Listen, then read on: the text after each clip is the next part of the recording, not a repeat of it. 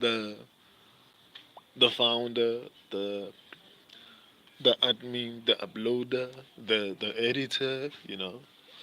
I'm feeling myself. I'm starting to get too comfortable with doing these lives. My insanity is coming out on camera. Um, anyway, I'm going to do like possible upsets. There are a couple of fights that I feel like an upset is possible, but I think maybe I'll just go through the entire card and just to try and predict basically the fights where there could be upsets based on the current what do you call it, betting odds. All right. So I'm going to go through the entire card, and let me wait for a few people at the very least to come through, so I can start. Um, let me check through the fights. Um, Davison Figueiredo is the minus 300 betting favorite. Do I think there's a high possibility for an upset? Um, I think maybe I should classify specifically how much of an upset do I think is possible.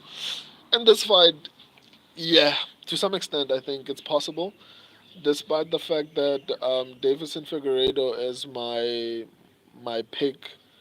I feel like Cody has the power, and on top of that, Davison is a little bit older, so I don't know how that's going to affect his ability to take a punch. So, despite the fact that Davison is a minus 300 betting favorite, and despite the fact that this is my official pick, um, I think an upset is highly possible in this fight. On to the next one. Bobby Green versus Jim Miller. Wow. Okay. It's surprising. I would have thought Jim Miller would be the favorite, but apparently Bobby Green is the minus 190 favorite in this fight.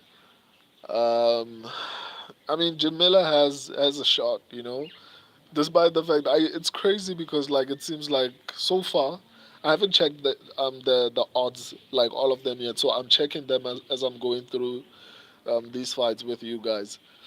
Um, sure, MMA fighting, man. I hope that guy left you alone, man. I'm sorry that you had to go through that. Um, so Bobby Green is the minus 190 favorite. Is an upset possible? Yeah, but in this situation, honestly, I highly doubt. I don't think Jim Miller is going to beat Bobby Green. Um, I don't know if maybe cardio plays a factor. I don't know. Maybe the fact that Bobby Green just came off of being brutally assaulted by Jalen Turner in his last fight. So I honestly, but I don't know if those things are going to affect. Um, yeah, UFC 300 is going to be incredible, especially with the 300,000 bonus. It's going to be insane. But yeah, for Bobby Green versus Jim Miller, I picked Bobby Green. My subscribers went with Jim Miller, but I still don't feel like, respectfully, I don't know if this upset will happen. I mean, there's always a possibility, but in this situation, I think the possibility is a little bit lower. Jessica Andrade versus Marina Rodriguez. Okay, here there's no favorite because it's dead even. They are minus 110, both of them. So I don't think there's a favorite here. So obviously I've done my predictions, so I don't need to actually call an upset here. Aljo lose. Okay, we'll see. I don't think so, but we'll see. Um, Jalen Turner versus Renato Moicano. Jalen Turner is the minus 225 betting favorite in this fight. Um, Rightfully so. Rightfully so.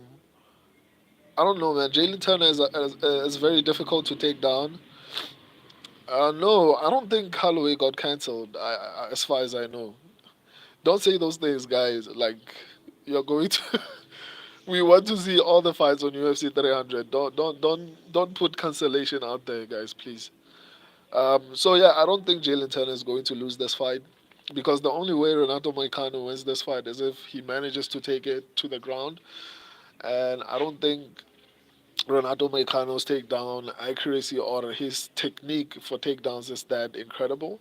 I think he's a good fighter, but I think it's going to be very challenging to take Jalen Turner down. So, and if the fight stays on the feet, he's gonna get knocked out.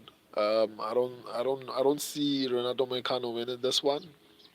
So yeah, I think this favorite is going to win this fight. Um, Sadiq Yusuf versus Diego Lopez. Diego Lopez is a minus 140 favorite. Um, but I think Sadiq Yusuf has a high probability of actually getting the upset. And here's why. Diego Lopez gets hit a lot in his fight. He doesn't have good striking defense. I've said this before when I broke down this fight. He doesn't have good striking defense. I think one of the biggest issues that I have with Diego Lopez is his defense, even with regards to takedown defense. But in this situation, obviously, he has the advantage, so he doesn't have to worry about being taken down. But Sadiq Yusuf is incredibly good defensively and offensively, and he has a little bit more power than Diego Lopez. The only problem I have with Sadiq Yusuf, and I've said this before, is that I feel like Sadiq Yusuf has horrible cardio. Because of that, I've seen Diogo Lopez go for 3 rounds with what do you call it, Movza Evloev on short notice, and because of that, I don't think cardio is going to be an issue for what do you call him, Diego Lopez. I don't think that's going to be an issue. But if if somehow Sadiq Yusuf comes into this fight with cardio, the possibility of an upset is extremely high, extremely high. So yeah, on this fight, an upset is highly possible. Um, on to the next one, Holy Holm versus Kayla Harrison. Kayla Harrison is the minus 480 favorite on this fight. Do I think Holy Holm has a shot at winning? I don't know, man. Holy Holm has been getting decisions so far. If I feel like the only way that Holy Holm wins this fight is through what do you call it? Through a finish. If she doesn't get a finish, I don't think she's going to win this fight. So for me, the probabilities of her winning this fight are extremely low because she's older now, she's slower. And if she lost to someone like Bueno Silva, then I mean, I think Holy Holm, what do you call her? Kayla Harrison is a little bit better than, not a little bit, like significantly better, has significantly better grappling than Bueno Silva. So if Holy Holm got submitted by Bueno Silva, then most definitely Kayla Harrison is going to win. Even if Holly was like still younger, I don't know if she would have won this fight. Kayla Harrison is not Ronda Rousey. So yeah, I don't think the upset is going to happen in this fight. Kayla will probably win this one. Aljamain Sterling versus Calvin Kattar. Aljamain Sterling is the minus 140 betting favorite. Yeah, I don't think Aljamain Sterling is going to lose this. I think he's a favorite for a reason. People like to say, and I've said this a lot of times that people are saying that Calvin Kattar is going to knock Aljamain Sterling out, but I'm like the last time Calvin Kattar knocked out anyone was Jeremy Stevens in 2021, which wasn't impressive in my opinion. I mean because okay, but let me proceed. Another thing is I don't feel Calvin Kattar has fought any good grapplers before. A lot of people like to bring out his what do you call it? his takedown defense. They say, "Oh my God, like he has incredible takedown defense," and I always say that, well, sure, he has the good takedown defense, but who has he fought? Who was very dangerous. If he was busy fighting Dagestanis and all these like incredible grapplers, I'd say, well, that's really impressive. But in this situation, I don't feel like his takedown defense is warranted because he was fighting people who are not necessarily as good as Aljamain Sterling in terms of grappling. So because of that, I don't think the takedown defense makes a lot of sense at this point for me. And I feel like Aljamain Sterling has decent striking. I wouldn't say he has the same level of striking as Calvin Kattar because despite the fact that I feel like Calvin Kattar has horrible striking defense, I still think like he's a good offensive boxer. Like he's good offensively. He's just horrible defensively. So I think Aljamain Sterling has a variety of ways to win this fight, and that's why I don't think this upset is going to happen. So I think Aljamain Sterling is a favorite for a reason. Um, on to the next one, Jiri Prohaska versus Alexander Rekik. Wow, Alexander Rekik is the minus 130 betting favorite in this fight. Do I think? Yeah, my official pick is Jiri Prohaska. I think Jiri Prohaska. I've never seen him this focused before. Um, Aljamain Sterling versus um, Calvin Kattar over 25. Possible. It's possible. I think it's possible to go over 2.5 because despite the fact that I don't think Calvin Kattar has his grappling or rather his takedown defense is warranted, I still believe that he has some level of defense on the ground, which might help him prevent any submission for an extended period of time. So I wouldn't be shocked at a decision in that fight because Keita has some type of defense on the ground in terms of grappling, and if you look at the fighters from Serra-Longo, they use grappling in a chain, like in a chain format. Look at how Merab grapples, like chain wrestling, and that's how Aljamain Sterling does it as well. So I wouldn't be surprised at a decision in that fight. I think a submission is possible because Aljo is a little bit stronger at featherweight, but I wouldn't be shocked at a decision in that fight. Jiri Prohaska versus Alexander Akig. Um, yeah, I think Jiri Prohaska is a little bit more focused in this fight. I saw. I like to look at the interviews of what do you call it, the fighters before the actual pay per view, and I feel like Jiri Prohaska is a little bit more focused than I've ever seen him before. Um, Usually he's acting like this samurai and all these type of things, and which sometimes annoys me. But during this week, he's looked focused. He's looked very dialed in. I heard him speaking about wanting to actually work his way back to the title. He felt like he didn't show his best performance in that fight, and I heard him speaking about the fact, like his defense, especially his striking defense. I heard him speaking about it. So it tells me that he made some few adjustments. So my official pick for this fight was is Jiri Prohaska, and I significantly believe that he will get the upset. However, I will say that Alexander Rekik is deserves to be the favorite in this fight because I feel like he was beating what do you call him, Jan Blahovic in that fight up until the injury. So I feel like not many people can say that Israel Adesanya couldn't do it, and even everyone who beat Jan Blahovic, it wasn't a finish. The only person who I remember finishing him recently was Glover Teixeira. Like every other person, like it was a decision when he lost to them. Obviously, he's lost via finish before, but I'm just saying.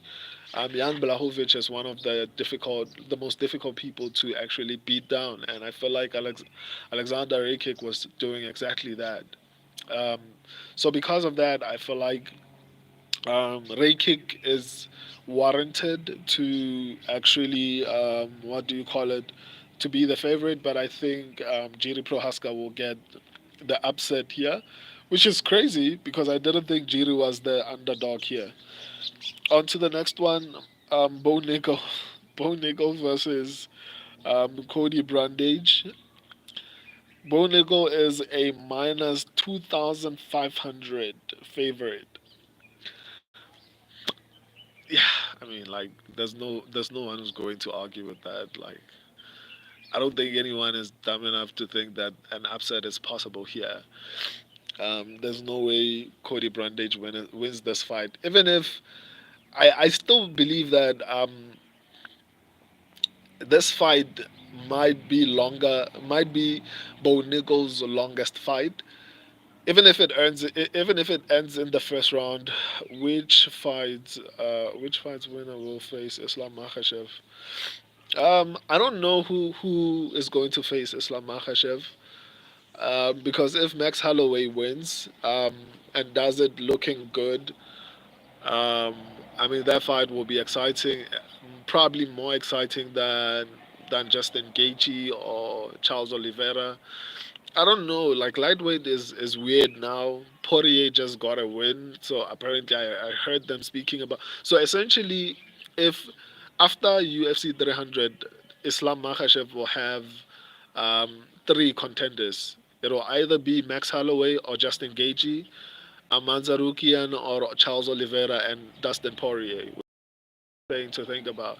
So I don't know how that whole thing will play out, but the UFC will probably go with the most popular fighter. So it's going to either be all of them are popular. I don't know, man. Poirier is one of the most popular fighters in the lightweight division. Amanda Rukian beating Charles Oliveira will probably make him a superstar. Um, Justin Gaethje, if he wins, I think he'll probably be the one who's going to be screwed because even though he's popular, um, I don't think he's more popular than either Amanda Rukian beating Charles Oliveira or Charles Oliveira by himself. So probably it might be between the winner of um, Oliveira versus Sarukian and Dustin Poirier, in my opinion. I'd be shocked if Justin Gaethje gets a title shot before those two. Oh, the UFC might actually put Gaethje because like Gaethje is older now. I don't know, man. Let me just proceed. I just went into a wormhole. I was speaking about Bo Nickel and Cody Brandage. I feel like even though I feel like Bo Nickel is going to get the finish here, I think someone in the comment section told me that Bo Nickel has only had one fight that has been over 1 minute. So every fight in MMA for Bo Nickel has been under 1 minute. So that's why I say this will probably be Bo Nickel's longest fight. Even if it ends in the first round, I think this fight will be a little bit more extended because Cody Brandage has the enough experience to actually give Bo Nickel some challenges. Not necessarily, um, like for example, on the ground. I think Brandage will have some level of defense. It won't be as easy as most people think it will be. So I I'm willing to say okay. I'll just say that it's going to be his longest fight. I wanted to say this fight might end in the second round. But because of how Bonigo fights, it's really challenging to like Bonigo fights like Hamza Chimaev. You know, they are very aggressive early, but it would be interesting to see if Cody Brandage manages to survive the first round and how it's going to go if Bonigo has to go into the second round. Because both Hamza Chimaev and Bonigo fight the same way. They put in 110% in the first round and I would like to see how Bo Nickel behaves if he doesn't get the finish in the first round. But yeah, obviously Bo Nickel is going to win, but I don't feel like it's going to be a quick win. You know, so yeah, I don't I don't think the upset is going to happen on this fight though. Um, Charles Oliveira versus Amanta Rukian. Amanta Rukian is a minus 225 betting favorite. Do I think an upset is possible? Yeah, of course. My official pick is Charles Oliveira. I feel like Charles Oliveira is significantly better on the feet. He has a little bit more power. And on the ground, even though Charles Oliveira does not have um, good, what do you call it, takedowns, he has good grappling, or rather good jiu-jitsu. So he's good off his back. So, but nonetheless, I mean, Tarukian is not that bad on the ground. You know, he was able to survive Islam Makhachev for 3 rounds, which was impressive. But I don't like giving people praise for losing fights. But Aman Tarukian looked good in that fight. My thing is, I heard Aman Tarukian saying, well, Charles Oliveira does not have like the best jiu-jitsu in the world. He's a good MMA grappler. He's not like the best jiu-jitsu fighter, which tells me Amanda Rugian will probably take down Charles Oliveira, which is a bad idea. If Islam Makhachev didn't do it up until he hurt him, then I don't think it's a good idea for Amanda Rugian to try and test Charles Oliveira on the ground because he'll get submitted. But as far as an upset, I think Charles Oliveira will win. It's not even just going to be a possible upset. I am confident that Charles Oliveira is going to win this fight. So yeah, it's not an upset, but yeah, because of the betting odds, Aman Sarukian is the favorite. But I don't think Sarukian is going to win this fight, unless if somehow cardio plays a factor. Because I haven't seen, and I mentioned this when I was doing my final predictions. I haven't seen Charles Oliveira go um, the distance except when he was fighting Tony Ferguson. Um, so that's the last time I think that I saw Charles Oliveira go to a decision. So I don't know how he's going to perform if the fight goes beyond the first round and beyond the second round. You know, I don't know how his cardio will be because he's used to having quick fights. You know, but yeah, my official pick is Charles Oliveira. I think an upset is definitely possible here. Um, Justin Gaethje versus Max Holloway. Justin Gaethje is a minus 210 betting favorite. Do I think an upset is possible?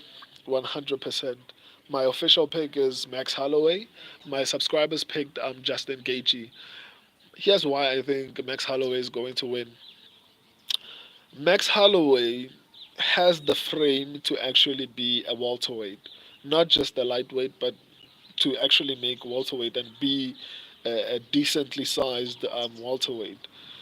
So he's been building his muscle up, and he's been. I forgot to mention that Aljamain Sterling. I think he has some infection. I don't know how accurate that is, so that's a concerning thing. But nonetheless, I still think he wins. So back to Max Holloway. I think Max Holloway will be significantly bigger, and I think he'll be able to bring the speed from featherweight, the same way that what do you call it, Volkanovski did, because Volkanovski looked fast in the first fight against Islam Makhachev. So I also think that between Justin Gaethje and Max Holloway has incredible striking defense. It's not easy to hit Max Holloway in a fight. So I think that's going to play a significantly big factor because if Gaethje somehow actually throws a lot and he's unable to land a lot of his shots, I think he's going to get frustrated, and he's going to try and rush the fight. And after rushing, I honestly see this fight going the same way the fight with the Korean Zombie. going. Obviously, Justin Gaethje will have a little bit more success than the Korean Zombie, but I still feel like it'll play out more or less the same way. Um, Justin Gaethje will try to hit Max. Max will be hard to find, and Max obviously is a volume fighter, so I think he's going to be, piecing him up a little bit, like touching him, and I don't think Gagey will be able to land like clean shots. He'll land there and there, but Max Holloway will be a little bit more elusive for him, and that's going to frustrate him. And because of that, he'll realize he's losing the fight in terms of like points or rounds, and he's going to start trying to get a little bit aggressive in order to win the fight, and he's going to get caught. So yeah, I think Max Holloway is going to win this fight. I think an upset here is highly possible, highly possible. Um, On to the next one: Zhang Weili versus Yan Xiaonan. Zhang Weili is a minus 420 favorite. Well, damn. Okay, I think my official pick is Zhang Weili, but an upset is possible here because Yan Xiaonan is training with Uriah Faber, and I've been saying throughout this whole week how much I value Uriah Faber's training because I feel like a lot of the fighters that go to him, even if you've seen them in other fights, whenever they go to train with Uriah Faber, they say they significantly improve. So I feel like because of that, the possibility of Yan Xiaonan being able to defend takedowns is significantly high. And if she's somehow able to defend takedowns, it's gonna be a very different fight than most people think it'll be, because the only thing that Zhang Weili will have as an advantage on the feet will be power. But in terms of striking accuracy and the speed, I think that advantage will go to Yan Xiaonan. So if they do what I think they're going to do, which is work significantly on Yan Xiaonan's takedown defense, I think Zhang Weili is going to be in a lot of problems because if you look at the fight, her previous fight, it was a dominant performance, but it was largely because of grappling, not striking, because she was losing the striking exchanges on the feet with Amanda Lemos, right? If you go, you can go watch that fight. Her fight with Amanda Lemos, she was actually losing the striking exchanges. A lot of what she landed, a lot of her success came on the ground, and that's what a fighter with a high fighting IQ does. Whenever you feel like a fighter is strong at a certain level, you don't use or you don't engage them. That's what Volkanovski did when he fought Yair Rodriguez. He knew Rodriguez was dangerous on the feet, and he decided to grapple until it created an opening for a finish. So that's what Zhang Weili did in the previous fight, which showed high fight IQ. That's one of the reasons why I picked her. But if somehow Yan Zanan is able to find a way to defend takedowns, I think it's gonna be a very long night for Zhang Weili, and an upset is highly possible if Yan Xiaonan is able to defend takedowns. Um, the final fight, wow. Alex Pereira versus Jamal Hill. Alex Pereira is a minus 150 betting favorite. Do I think an upset is possible? I actually thought um, Alex Pereira would be a higher betting favorite in this fight, especially because of how many people feel like he's going to run through Jamal Hill. So clearly, not many people think he's going to run through Jamal Hill, and that's with good reason. I don't know. I feel like I'm repeating myself a lot, but for the sake of explaining why I feel like an upset is possible here, I picked Jamal Hill largely because Jamal, yeah, I've made this example so many other times, so I don't know whoever's watching if they have watched my breakdowns and predictions, but I'll make that example. I still think that's the best possible way to explain why I picked Jamal Hill. Alex Pereira struggled against Jan Blachowicz. Jan Blachowicz has power. Jan Blachowicz can strike, and Jan Blachowicz has some level of grappling, right?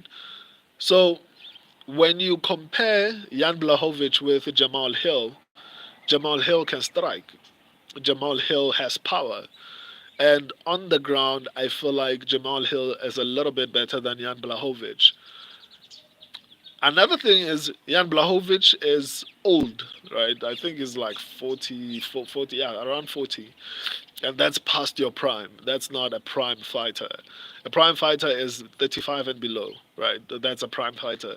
Anyone above 35 is performing significantly better than they should be at that age, which essentially is Alex Pereira, which shows how incredible he is as a fighter because he's a champion at 36. But at lightweight, age doesn't work the same way.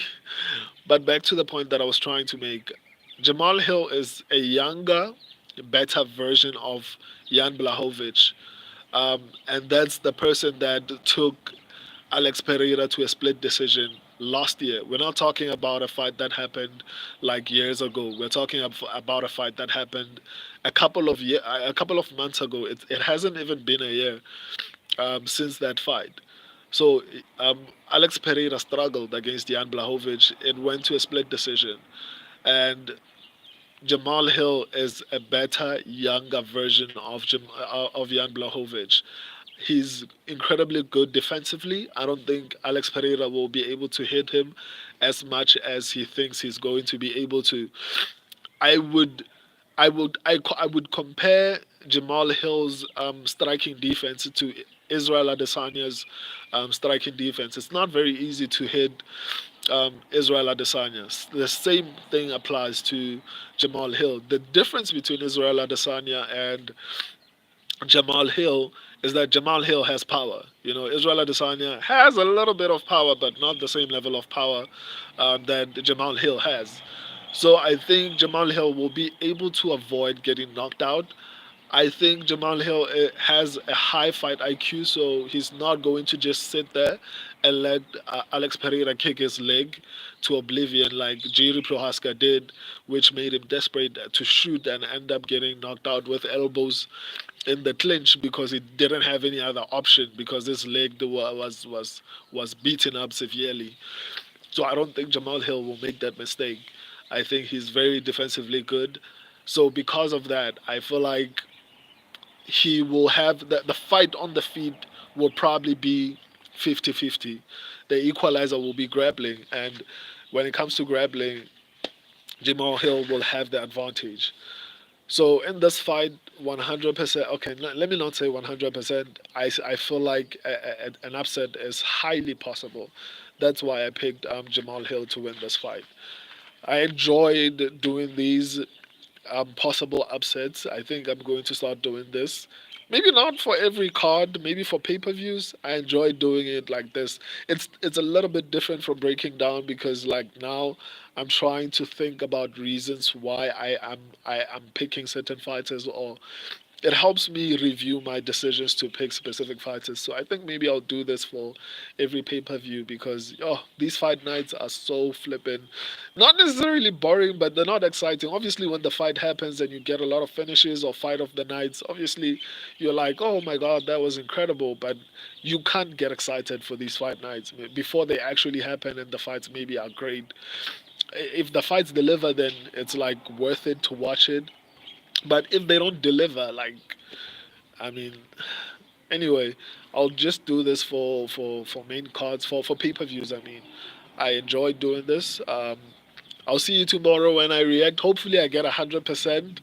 I'm working really hard on these predictions, and usually I do really well when it comes to pay-per-views. Like my predictions are really good when it comes to pay-per-views. I only see flames when it's fight nights, but when it's pay-per-views, I think I usually do really well, and I don't think tomorrow will be any different. If anything, I think 100% prediction accuracy is possible. I guess we'll see. If I do badly, this is not gonna age well. I'm going to get trolled in the comment section. But yeah, I appreciate you guys for staying with me here online. I'll see you guys tomorrow. I'll react to UFC 300. I'm working on a couple of things. I want to start watching like the cards live with you guys. But yeah, for now, I love you guys. Deuces. See you tomorrow. Enjoy UFC 300.